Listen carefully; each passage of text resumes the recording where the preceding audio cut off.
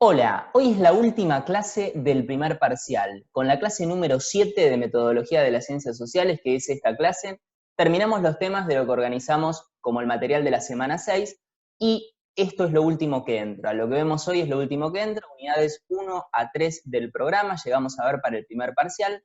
La clase que viene, que es la clase de repaso, la del 27 de mayo, va a consistir en la realización de un simulacro de examen, un modelo de examen que se te va a asignar en el horario de tu comisión. En 2 horas vos vas a poder responderlo, lo vas a enviar y al instante vas a ver el resultado que hubieras obtenido si hubiese sido el examen original. Ese número que vos obtengas no va a ningún lado, es simplemente una práctica y nos va a permitir verificar que el sistema funcione correctamente. Así que la clase que viene va a ser de repaso y va a consistir en la realización del modelo de examen que a vos te va a permitir saber la estructura que va a tener el primer parcial que rendimos en 2 semanas, el 3 de junio. ¿Correcto? Dicho esto, vamos a terminar hoy, en esta séptima clase, con la unidad número 3 del programa titulada Hipótesis y Teorías Científicas. La estructura de la clase será revisar la noción de hipótesis que vimos la clase pasada, las etapas en las que se divide una investigación científica ideal. Vamos a ver a través de casos de investigación concreto, a través de 2 casos, vamos a ver cuáles son las etapas que sigue una investigación. Vamos a clasificar las hipótesis, pero según un criterio nuevo, que es el criterio funcional. De acuerdo con la función que las hipótesis cumplen en la investigación científica, se pueden clasificar de una manera distinta a las maneras que vimos la clase pasada.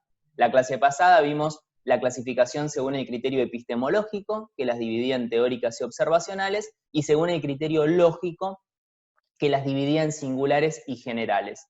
A su vez había distintos subtipos adentro de cada uno de esos 2 criterios. Pero se acuerdan que Klimovsky unía el criterio epistemológico y el criterio lógico y daba a luz su propia clasificación que dividía 3 niveles de hipótesis y subtipos. Esta semana estuvimos practicando con eso y yo te subí las claves de corrección el fin de semana. Bueno, después de haber visto el criterio epistemológico y el criterio lógico, hoy vamos a ver el criterio funcional. Lo vamos a aplicar, como te decía, a casos de investigación concretos y, finalmente, para terminar la clase, vamos a definir el concepto de teoría, porque la unidad se llama hipótesis y teorías científicas. A veces en la bibliografía esos términos se usan de una manera casi sinónima, como si fueran sinónimos, pero estrictamente no lo son. El término teoría es más amplio que el concepto de hipótesis, pero eso lo vemos al final de la clase. ¿Dale? Empezamos. Empezamos con algo que ya dijimos la vez pasada. ¿Qué significa el concepto de hipótesis? ¿Qué es una hipótesis? Una hipótesis es una proposición en estado de problema. Esto quiere decir que es una proposición cuyo valor de verdad se desconoce al momento de formularla. Se trata de una conjetura o un supuesto acerca de la realidad que nos permite explicar un aspecto de la realidad, pero desconocemos si es verdadera o falsa. He aquí su carácter hipotético, es conjetural. No se sabe si es verdadera o falsa. En el contexto de una investigación científica, una hipótesis se puede caracterizar como la respuesta tentativa o provisoria a un problema en estudio. Como vamos a ver a continuación, toda investigación se origina a partir de un problema que se puede formular a través de un interrogante. A partir de ese problema, que es el disparador de la investigación, los científicos van a formular hipótesis como respuestas tentativas o provisorias a ese problema. Ya lo vamos a ver con ejemplos concretos. Señala Hempel, un autor del que nos vamos a ocupar en detalle en el segundo parcial, que las hipótesis sirven de guía para la investigación científica. Esto significa que si no partiéramos de ciertas hipótesis, consciente o inconscientemente, no sabríamos cómo organizar nuestra investigación. Por eso, recordalo siempre, las hipótesis guían la investigación científica. Dicho esto, que es una especie de repaso de la clase anterior, vamos a ver ahora cuáles son los pasos o las etapas de una investigación científica. En primer lugar, te lo había adelantado, toda investigación se origina a partir del planteamiento de un problema. Y ese problema siempre se va a formular a través de un interrogante, de una pregunta. ¿Por qué pasó tal cosa? ¿Por qué pasó tal hecho inesperado? Ante esa pregunta, ante ese problema, los científicos formularán hipótesis preliminares, provisorias, a las que vamos a llamar más adelante en esta clase hipótesis fundamentales. Luego, tercer paso, hay que poner a prueba esas hipótesis fundamentales que se propusieron en el paso 2. y a eso se lo va a llamar, en metodología de la ciencia, contrastación empírica. La contrastación empírica es la puesta a prueba o el test empírico de las hipótesis que se propusieron en el paso anterior, en el paso 2. Finalmente, cuarto y último paso, la evaluación de los resultados. Si los datos empíricos apoyan la hipótesis que se está sometiendo a prueba, diremos que la hipótesis está confirmada, se confirmó. Si en cambio los datos empíricos están en contra de la hipótesis que se pone a prueba, diremos que la hipótesis quedó refutada, que se demostró su falsedad. Vos esta semana, justamente en el espacio de la semana 6, tenés también un video de 10 minutos que te voy a pedir que veas. En ese video de 10 minutos ilustra un caso de investigación célebre, que es el caso del Dr. Semmelweis. Entonces te voy a pedir que mires ese videito de 10 minutos y que respondas una actividad relacionada con ese video. Eso te va a servir como un caso de investigación adicional a los dos que vamos a ver en esta clase. Acá voy a partir de otros casos de investigación para ilustrar estos 4 pasos, que entonces son planteamiento del problema, formulación de hipótesis, contrastación empírica y la evaluación de los resultados, confirmada o refutada. Veamos entonces un caso de investigación de la historia de la ciencia. Si querés pausar el video, pero de todas formas lo voy a leer en voz alta. Dice, las serpientes de cascabel poseen unos orificios situados entre los ojos y las fosas nasales, cuya función se desconocía. He aquí el problema. ¿Cuál era la función de esos orificios que las serpientes de cascabel tenían entre los ojos y las fosas nasales? Alrededor de 1930, Schmidt y Kingsley Noble imaginaron que esos orificios podrían servir para recibir información infrarroja emitida por cuerpos calientes. Fíjate que ahí tenés un verbo, imaginaron, que da la pauta de que la que se viene a continuación, es la hipótesis fundamental o la hipótesis preliminar propuesta por los científicos.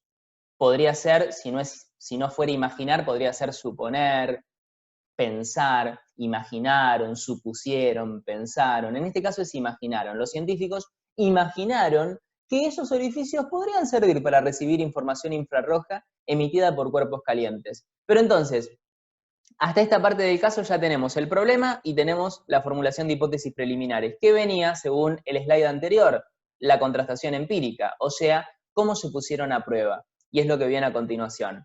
Privaron a varios ejemplares de esa especie de los sentidos previamente identificados y observaron que si se les acercaba una lámpara eléctrica encendida pero recubierta con una tela opaca, la atacaban inmediatamente porque estaba caliente. Pero cuando se les acercaba una lámpara apagada y fría, no reaccionaban.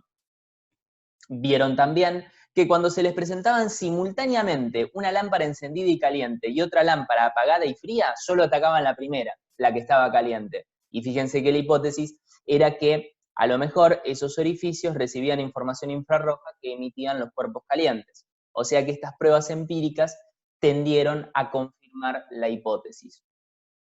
Asimismo, dice, los experimentadores obturaron, es decir, taparon dichos orificios en un ejemplar y observaron que no reaccionaba ante las lámparas, ya fueran encendidas y calientes o apagadas y frías. Claro, cuando le taparon el orificio, impidieron que cumpliera su función característica y entonces dejó de reaccionar inclusive ante las lámparas calientes. Entonces, vos tenés un caso de investigación como este. ¿Cómo lo vas a analizar? A partir de los 4 casos que vimos antes. Entonces, lo que se nos va a preguntar es, ¿cuál fue el problema que motivó la investigación? Formúlelo a través de una pregunta. El problema fue determinar cuál es la función de los orificios que poseen las serpientes de cascabel entre los ojos y las fosas nasales. Una vez que tenemos identificado el problema, pasamos a la hipótesis. La hipótesis que propusieron los científicos es que esos orificios sirven para recibir información infrarroja emitida por cuerpos calientes. Y nosotros ya sabemos de la clase anterior, que me imagino que ya la viste, porque este es un curso a distancia, la responsabilidad es tuya, tenés plena libertad, porque por suerte somos adultos y libres. Entonces, si queremos vemos las clases, si no, no las vemos, pero yo te diría que trates de verlas para estar mejor preparado para el examen y que leas también. Esa es una recomendación que yo te haría en el aula física también. Ahora te la hago a través de la virtualidad. Entonces, si vos viste la clase pasada, si vos leíste el capítulo 4 de Klimovsky, sabrás que esta hipótesis, por sus características, puede ser clasificada como una hipótesis teórica desde el punto de vista epistemológico y subtipo mixta. teórica porque contiene al menos un término teórico, un término que se refiere a entidades inobservables a través de los sentidos desnudos, que es información infrarroja. Pero por otra parte, también contiene términos observacionales, términos que se refieren a entidades directamente observables a través de los sentidos desnudos, que son orificios, se puede observar, y los cuerpos calientes, que son directamente observables según este sentido amplio de observabilidad que tomaba Klimovsky, que era si se puede observar a través de cualquiera de los 5 sentidos, si se puede percibir a través de cualquiera de los 5 sentidos, entonces es observable el objeto, y el término que se refiere a ese objeto va a ser un término observacional. O sea que caliente sería observacional, mientras que temperatura sería teórico. De modo tal que al tener esta hipótesis, tanto términos teóricos como términos observacionales, va a ser una hipótesis teórica subtipo mixta. Este es un plus que agregamos. Pasamos al paso 3, entonces, ¿cómo se puso a prueba? Y en el caso de investigación se describieron 2 maneras de poner a prueba la hipótesis. Me voy a detener solo en una de ellas. Lo que se formuló a partir de la hipótesis es lo que se llama una consecuencia observacional. Y una consecuencia observacional es un enunciado observacional que se deduce de la hipótesis fundamental y que sirve para ponerla a prueba. En este caso, lo que se dedujo, y nosotros lo leímos en el caso de investigación, es que si se les presentaran simultáneamente una lámpara encendida y caliente y otra apagada y fría a las serpientes de cascabel, solo atacarían la primera, o sea, la lámpara encendida y caliente, lo cual tendía a confirmar la hipótesis según la cual esos orificios, situados entre los ojos y las fosas nasales de las serpientes de cascabel, servían para recibir información infrarroja emitida por cuerpos calientes. Eso es lo que vamos a llamar una consecuencia observacional. Y te estoy adelantando un dato que te voy a dar más adelante en esta clase. Finalmente, entonces, evaluamos los resultados. La hipótesis, ya lo dijimos, resultó confirmada, porque los datos empíricos apoyaron la hipótesis, no la refutaron, sino que apoyaron la hipótesis, y entonces la hipótesis, según Hempel, será más probable. Será altamente probable, quedará confirmada, pero esto lo vamos a ver mejor en el segundo parcial. Por ahora me alcanza con que sepas que si la hipótesis recibe apoyo empírico de los datos, está confirmada. Si los datos empíricos no apoyan la hipótesis, entonces quedó refutada. Otro elemento que se encontraba en este caso de investigación, en este primer caso de investigación que leemos juntos, es lo que vamos a llamar una hipótesis auxiliar, que es una hipótesis que se da por supuesta en la investigación, que forma parte del conocimiento de fondo de la comunidad científica, que no se cuestiona, pero que sirve para llevar a cabo la puesta a prueba. En este caso, la hipótesis auxiliar, así la vamos a llamar, estaba en el último párrafo del caso de investigación. Y lo que afirmaba es que obturar o tapar los orificios de las serpientes de cascabel impide que cumplan su función característica, o sea, la función de recibir información infrarroja emitida por cuerpos calientes. Con este caso de investigación, no solamente vimos cuáles son las 4 etapas de la investigación científica, sino que además fuimos incorporando los distintos tipos de hipótesis que hay desde el punto de vista funcional. Que esta es la clasificación de hipótesis que vamos a agregar en esta clase con respecto a la clase anterior. La vez pasada vimos el criterio epistemológico y el criterio lógico. Hoy incorporamos el criterio funcional. Según la función que las hipótesis cumplen en el marco de una investigación científica, se van a clasificar del siguiente modo. Las hipótesis fundamentales van a ser aquellas de las cuales se parte, aquellas que se van a poner a prueba, los principios de los cuales se parten. Las consecuencias observacionales, en cambio, van a ser, ya el mismo nombre te lo dice, enunciados observacionales, que son consecuencias lógicas de las hipótesis fundamentales y que sirven para ponerlas a prueba. Si las consecuencias observacionales son verdaderas, las hipótesis fundamentales quedarán confirmadas. Si las hipótesis fundamentales son falsas, consecuencias observacionales son falsas, las hipótesis fundamentales quedarán falsadas. Luego vamos a tener las hipótesis auxiliares y las hipótesis ad hoc, que las vamos a definir a continuación. Pero entonces, las hipótesis fundamentales son los principios de la teoría. Se toman como premisas de otras hipótesis sin ser ellas mismas deducidas de otras hipótesis de la misma teoría. O sea que son las primeras hipótesis que se van a encontrar en una teoría. En el marco de un caso de investigación científico, como el de las serpientes de cascabel, las hipótesis fundamentales son las que proponen los científicos como respuestas tentativas al problema en estudio, las que se van a poner a prueba. Las consecuencias observacionales, como te adelanté, son enunciados observacionales que se deducen de las hipótesis fundamentales y que sirven para ponerlas a prueba. En nuestro caso, la consecuencia observacional era que si se les presentan simultáneamente una lámpara encendida y caliente y otra apagada y fría, solo atacarán la primera, ¿correcto?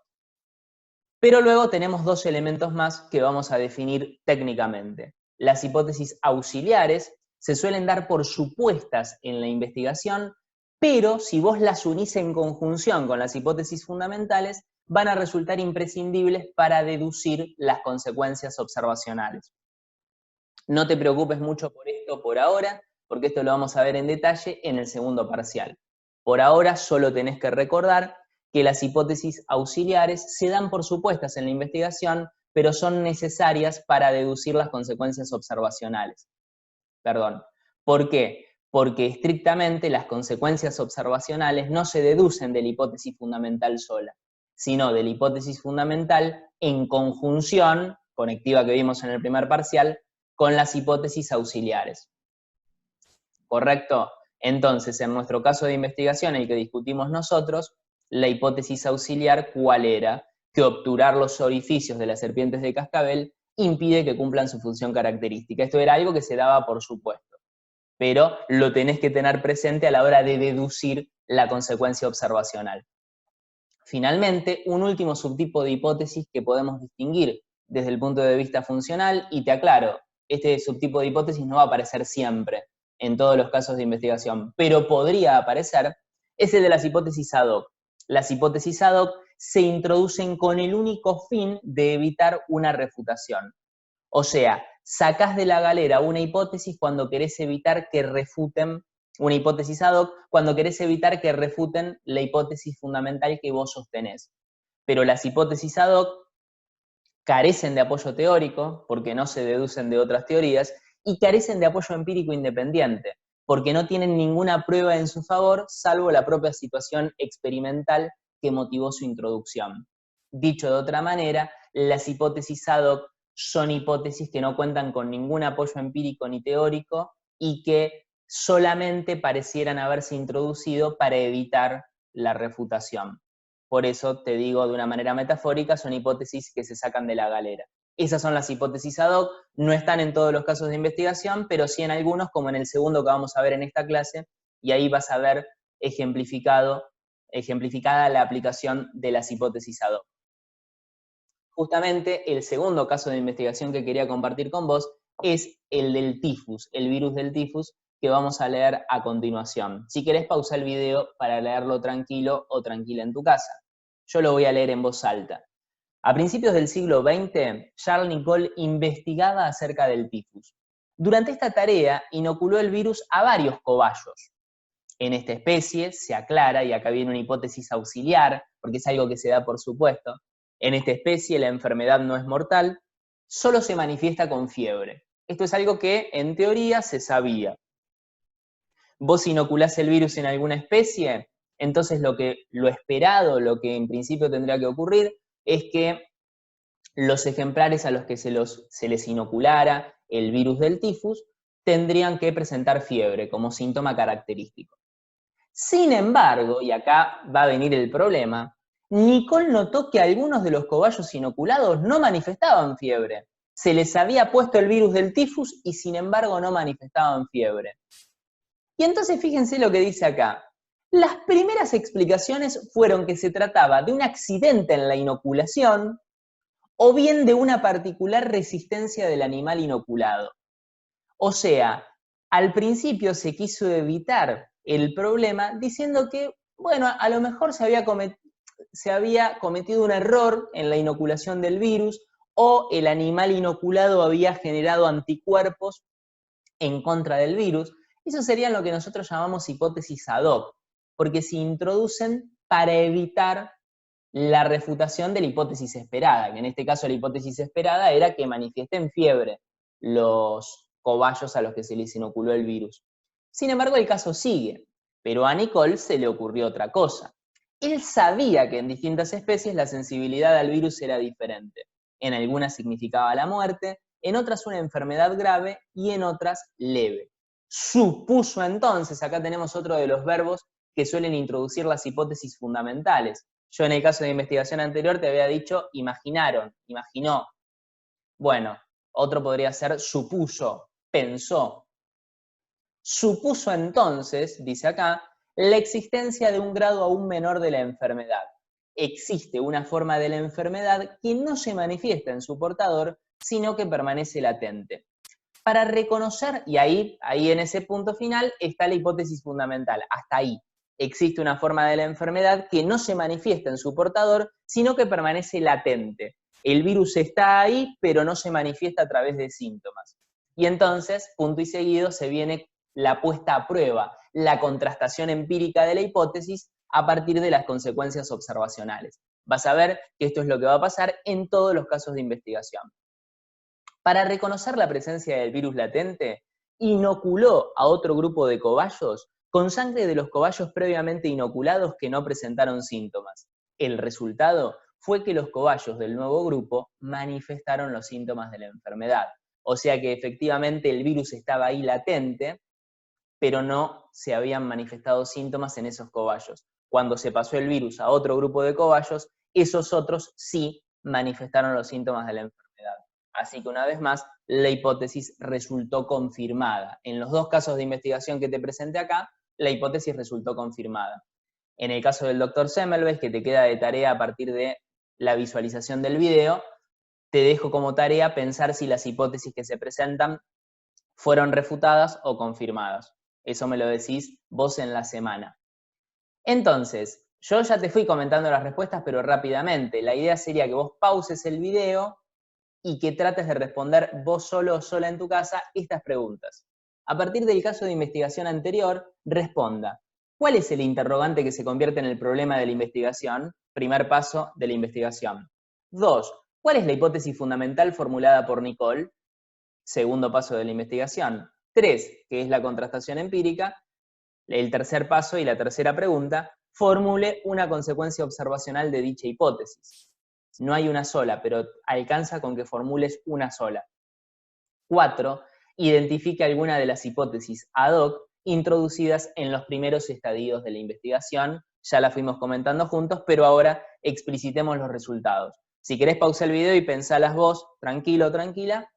Yo te paso ahora el resultado. El problema fue justamente el planteado por Nicole al principio. ¿Por qué algunos de los cobayos inoculados no manifestaban fiebre? Siempre el problema, fíjate que se refiere a un hecho inesperado, sorprendente. Un problema se da cuando no ocurre lo que vos esperabas que ocurriera. Nicole esperaba que los cobayos inoculados presentaran fiebre. Eso no pasó. Entonces, el problema es determinar por qué algunos de los cobayos inoculados no manifestaban fiebre.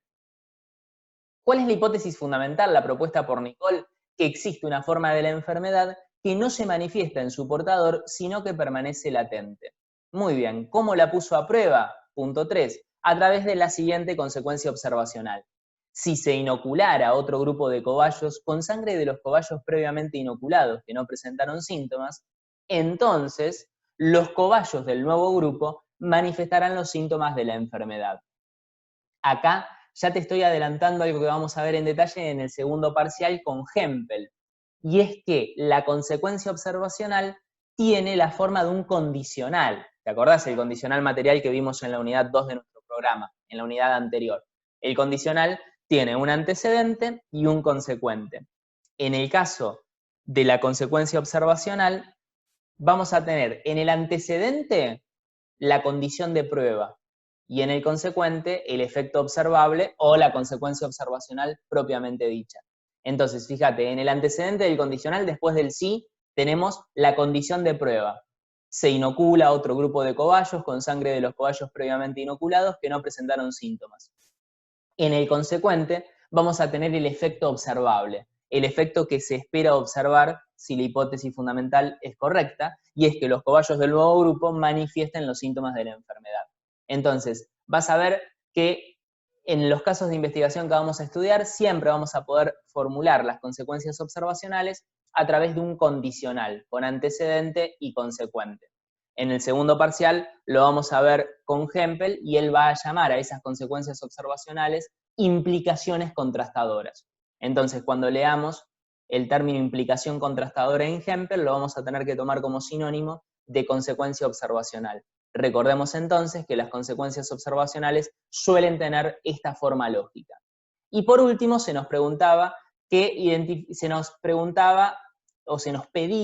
que identifiquemos alguna de las hipótesis ad hoc que se dieron en los primeros estadios de la investigación. Se dieron dos, que se trataba de un accidente en la inoculación o de una particular resistencia del animal inoculado. Si alguna de estas hipótesis ad hoc se hubiera confirmado, no se hubiera seguido la investigación porque efectivamente ya no habría problema. Bueno, si fue un accidente en la inoculación, no pasa nada, por eso no presentaron fiebre. O si justo estos cobayos inoculados generaron anticuerpos, una particular resistencia al virus, eso explica entonces por qué no presentaron fiebre. Sin embargo, estas hipótesis ad hoc que se introdujeron en los primeros estadios de la investigación no fueron confirmadas.